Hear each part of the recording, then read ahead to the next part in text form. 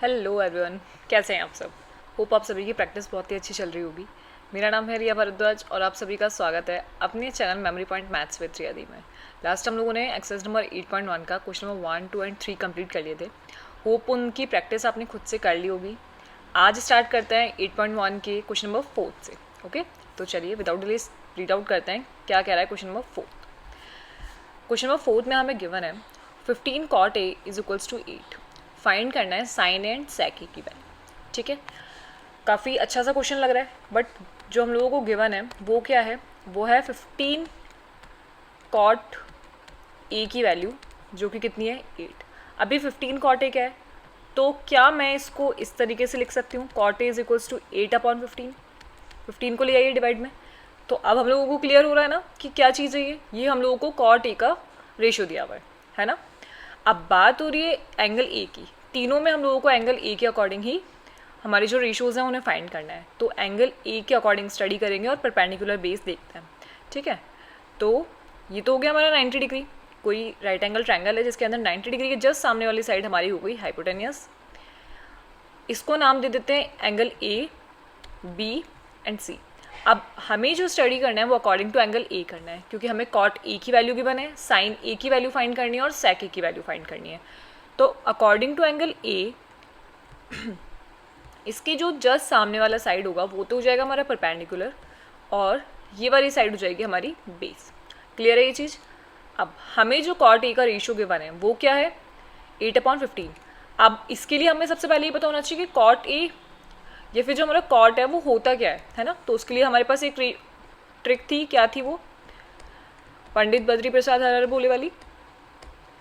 तो कॉट हमारा होता है tan का अपोजिट, tan का रेसिप्रोकल। तो tan होता है p/b, तो कॉट हो गया हमारा b/p।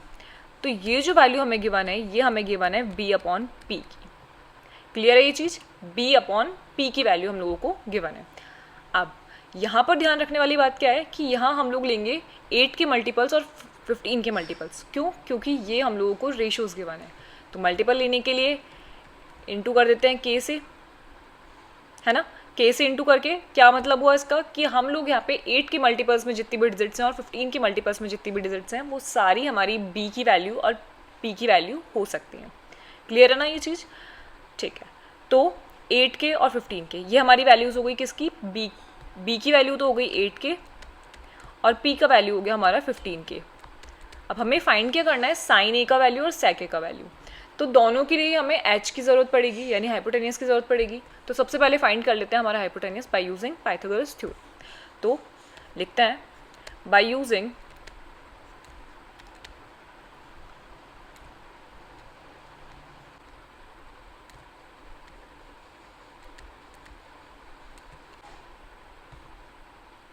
h square is equals to p square plus b square. तो h स्क्वायर की वैल्यू हमें फाइंड करनी है, p का वैल्यू हम लोगों को गिवन है 15k और b का वैल्यू हो गया हमारा 8k। तो 15 का स्क्वायर कितना होता है हमारा,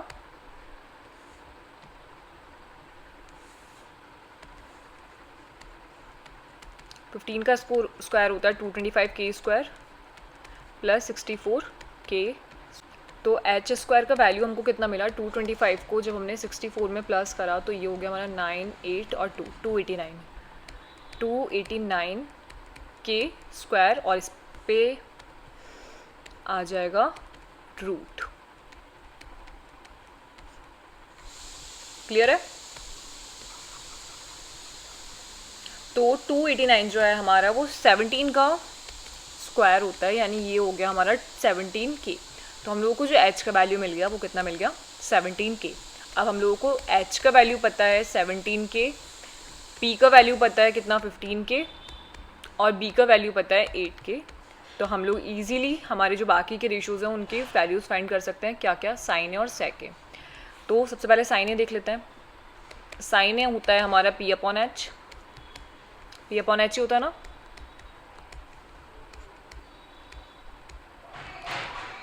p/h, तो ये हो गया हमारा 15k/17k, k से k क्रॉस, और रेशियो जो हमारा आया वो आया 15/17। सेकेंड वैल्यू जो हम लोगों को फाइंड करनी है वो है सेक ए की। sec a किसका रेसिप्रोकल होता है? cos a का। तो cos होता है हमारा b अपॉन एच, तो sec a हो जाएगा h अपॉन b। तो ये हो गया हमारा h अपॉन b। तो h का वैल्यू है 17k और b का वैल्यू है 8k। दैट्स मीन जो रेशियो हम लोगों को मिल रहा है वो हो गया 17 अपॉन 8 और ये हो गया हमारा आंसर। काफ़ी इजी क्वेश्चन था, है ना? पढ़िए बस। ये 15 cot a is equals to 8, इसको देख के घबराना नहीं है कि क्या वैल्यू दे दी 15 cot a।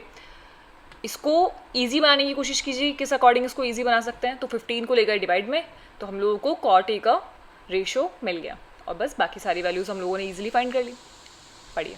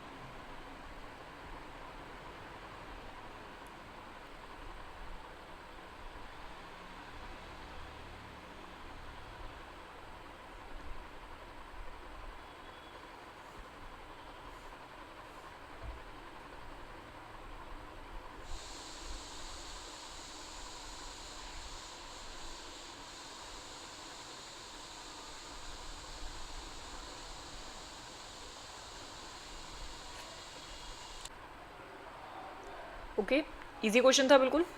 चलिए क्वेश्चन नंबर 5 को रीड आउट करते हैं, क्या कह रहा है। गिवन है हमें सेक थीटा की वैल्यू 13 अपॉन 12। इस बार हम लोगों को थीटा की जगह थीटा ही गिवन है। ये जो साइन दिख रहा है आपको थीटा का, इसका सेक थीटा की वैल्यू हम लोगों को गिवन है 13 upon 12। Calculate all others trigonometric ratios.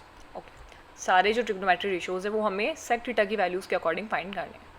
तो 90 डिग्री सबसे पहले, इसके जस्ट सामने वाला हाइपोटेनियस।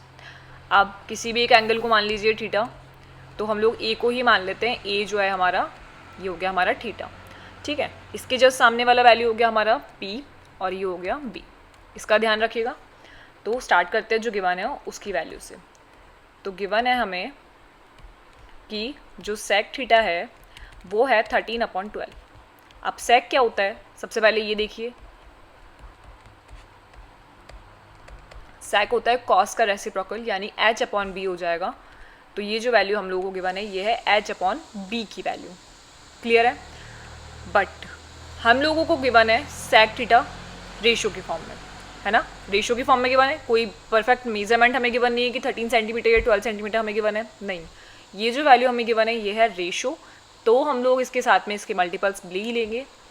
मल्टीपल्स लेंगे तो मल्टीप्लाई में आएगा के क्या है यहाँ पे, कोई भी पॉजिटिव इंटीजर नंबर जो कि कोई भी साइड का जो हमारा मेजरमेंट है वो हो सकता है, ठीक है ना? क्लियर है ये चीज़?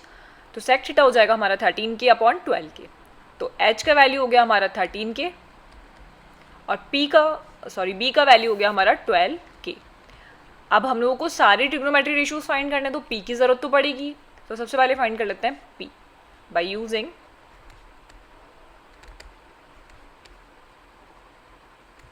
Pythagoras theorem. By using Pythagoras theorem, h square is equals to p square plus b square। Value हमें किसकी फाइंड करनी है, p की। तो p स्क्वायर हो जाएगा हमारा h square minus b square. Values put कीजिए, 13 के और b है हमारा 12 के। तो ये तो हो जाएगा हमारा 169 और 12 का कितना होता है 144 के स्क्वायर। तो जब हमने इसको माइनस करा तो कितना मिला हम लोगों को 25 के स्क्वायर। तो p का वैल्यू जो हम लोगों को मिल रहा है वो मिल रहा है 25 P का वैल्यू हम लोगों को मिल गया 5K, ठीक है। अब H का वैल्यू पता है, B का वैल्यू पता है और P का भी वैल्यू पता है, तो ईजिली सारे ट्रिग्नोमेट्रिक रेशियोज फाइंड कर सकते हैं। चलिए तो करते हैं। सबसे पहले लिख लेते हैं यहाँ पे जो वैल्यूज़ हम लोगों को पता है। H का वैल्यू है हमारा 13K, P का वैल्यू है हमारा 5K और B का वैल्यू है हमारा 12K। अब हमारी ट्रिक लिखिए साइड में। ट्रिक क्या थी पंडित बद्री प्रसाद वाली?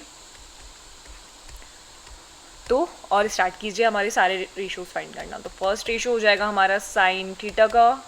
साइन थीटा होता है हमारा P/H, तो P/H की वैल्यू है 5K/13K, K से K क्रॉस हो जाएगा और 5/13 जो है हमारे साइन थीटा का रेशियो आ जाएगा। सेकेंड रेशियो हो जाएगा हमारा कॉस थीटा का। कॉस थीटा हमारा क्या होगा B/H। इस तरीके से लिख के रख लीजिएगा ताकि वैल्यूज़ पुट करने में आसानी रहे, बार बार ट्रायंगल को नहीं देखना पड़े, है ना।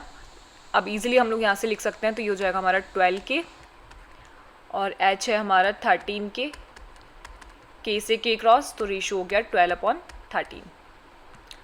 नेक्स्ट थर्ड रेशियो हो जाएगा हमारा टेन थीटा का।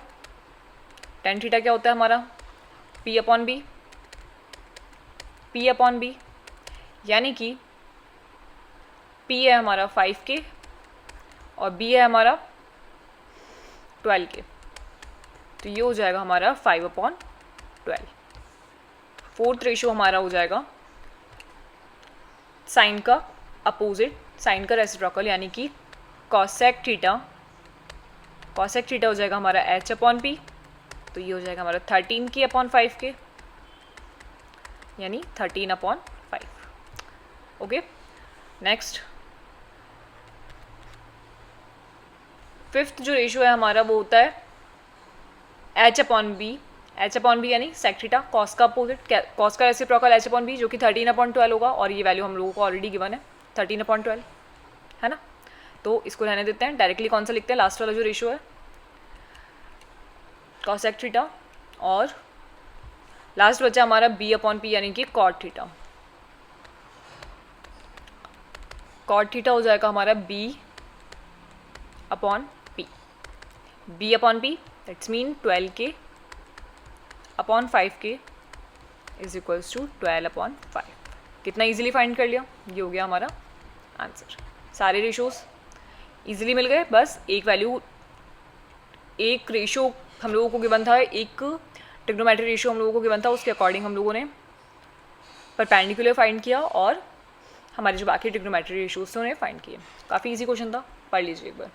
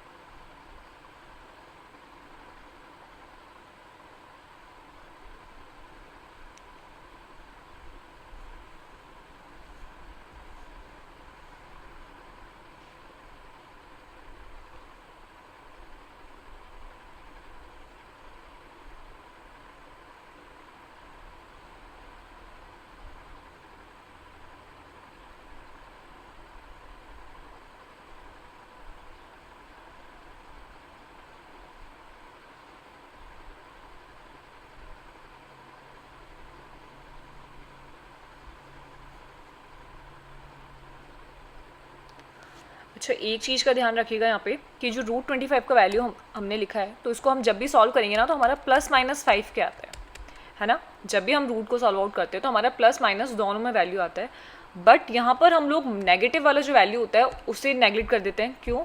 क्योंकि 5 के जो है वो हमारा साइड का वैल्यू है, और साइड का वैल्यू कभी भी नेगेटिव नहीं हो सकता, है ना। हम लोग कभी भी ऐसे नहीं कहेंगे कि -2 सेंटीमीटर की साइड है, -3 सेंटीमीटर की साइड है, नहीं, नेगेटिव वैल्यू कभी भी साइड की नहीं होगी। इसीलिए मैं डायरेक्टली पॉजिटिव जो वैल्यू होती है वो लिख देती हूँ। वरना इस चीज़ का ध्यान रखिएगा कि जब भी हम रूट सॉल्व करते हैं तो प्लस माइनस दोनों में हम लोगों को वैल्यू मिलती है, तो इसमें कन्फ्यूज़ मत होना, है ना। डायरेक्टली पॉजिटिव वैल्यू लिख देते हैं क्योंकि हम लोग यहाँ पे साइड्स की वैल्यूज़ फाइंड कर रहे हैं, इसीलिए।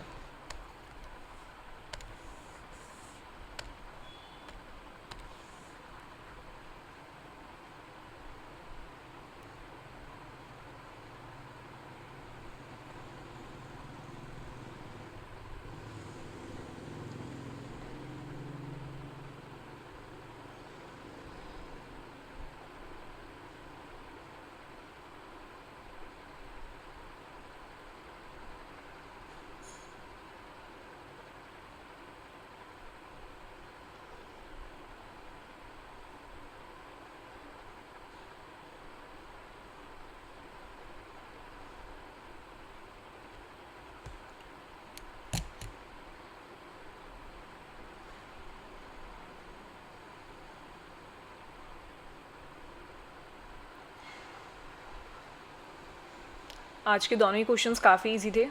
आगे के क्वेश्चंस जो हैं वो अगले लेक्चर में करते हैं। इन दोनों क्वेश्चंस की प्रैक्टिस एक बार खुद से ज़रूर कर लीजिएगा। बिल्कुल इजी क्वेश्चंस थे, सिर्फ छोटी मोटी चीज़ों का ध्यान रखना था, ठीक है। फिर भी अगर कोई भी डाउट हो तो उसे क्लियर कर लीजिएगा। मिलते हैं अगले लेक्चर में, जब तक के लिए प्रैक्टिस कीजिए and have a nice day. Bye bye. और क्लास को लाइक और शेयर करना बिल्कुल मत भूलिएगा।